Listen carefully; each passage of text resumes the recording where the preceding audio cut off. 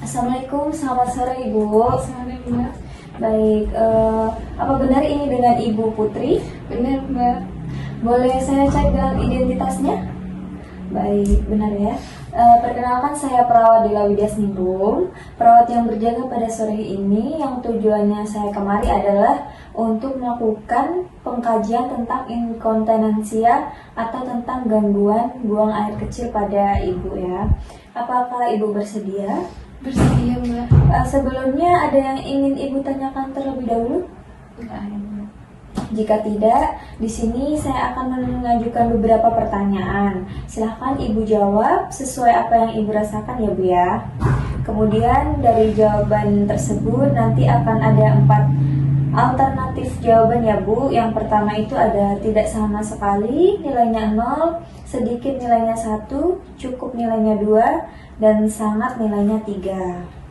Baik Ibu, langsung saja ke pertanyaannya ya. Untuk pertanyaan yang pertama, apakah Ibu sering buang air kecil? Iya Mbak.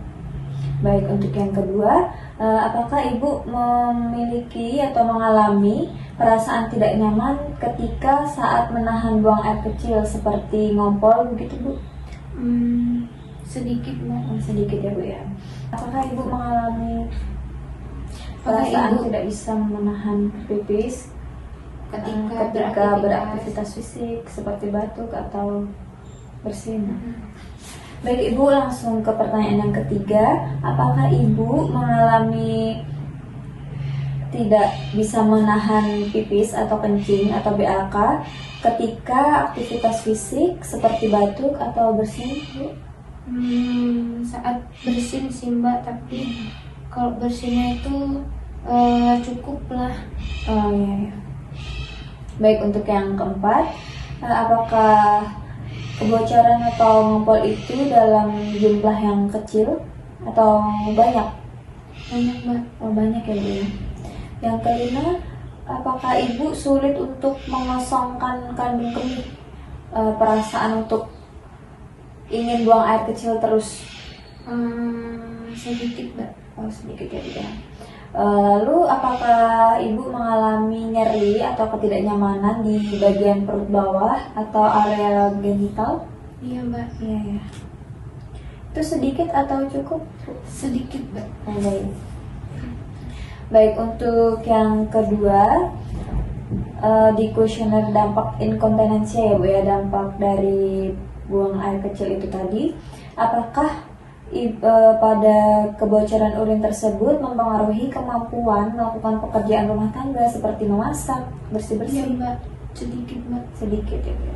Dan yang kedua, apakah kebocoran urin itu mempengaruhi rekreasi fisik seperti berjalan, berenang, dan olahraga lainnya? Sangat Mbak. Sangat ya.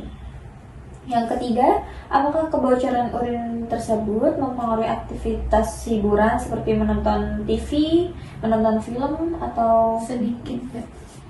Baik. Untuk yang keempat, apakah kebocoran urin mempengaruhi kemampuan berpergian dengan mobil atau bus yang lebih dari 30 menit? Sangat Mbak. Baik, untuk pertanyaan yang selanjutnya, apakah kebocoran urin tersebut mempengaruhi partisipasi dalam kegiatan sosial di luar rumah seperti kumpul RT atau apa? Sedikit Mbak.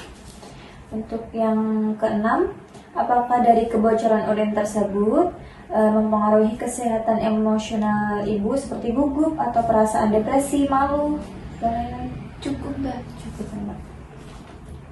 Untuk yang ketujuh atau yang terakhir, dari kebocoran urin tersebut, apakah ibu merasa frustasi? Sangat.